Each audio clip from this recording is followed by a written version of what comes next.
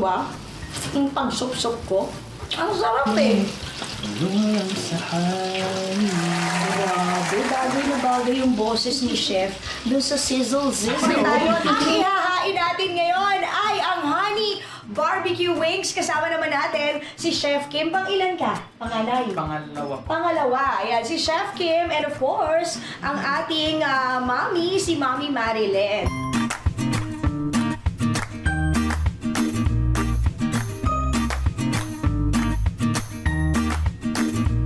Chef Kim, ano bang gagawin?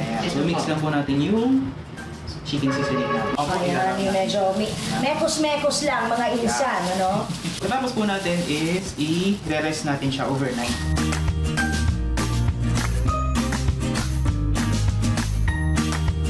So wet mix mo po muna. Kaya ako po kasi ayoko sobrang kapal ng breading. Oh. So inuuna ko na po yung wet mix and then sa dry mix. Ano ha, gagawin nyo yan.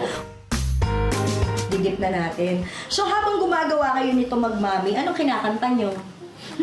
Ako po kasi si tatay may sinulat na kanta. Ay, sige nga, parinig naman. Bangkong pag-ibig, huwag mo nang pansinin. Hayaan mong panahon ito ay ayusin. Tamihin ang hangin.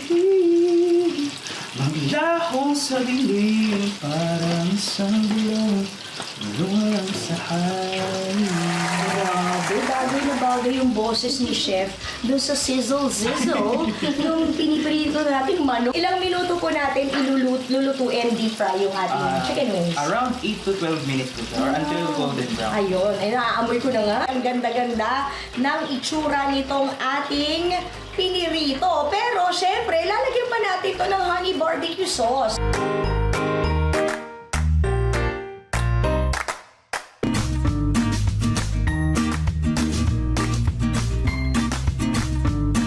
Gusto mo bang tikman natin? Tayo tatlo.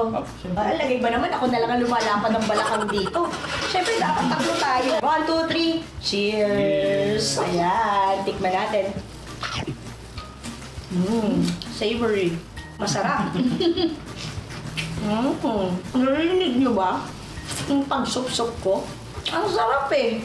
Isang reseping pasadong-pasado na naman sa panlasa ni Tita Lailang Chismosa. Pero siyempre, ayoko naman ng chismis lang, di ba? Mas gusto kong titikman nyo dyan sa studio. Kaya alam niya na, magpapalit lang ng duster si Tita at isang piraso na lang. Pero ihahain na yan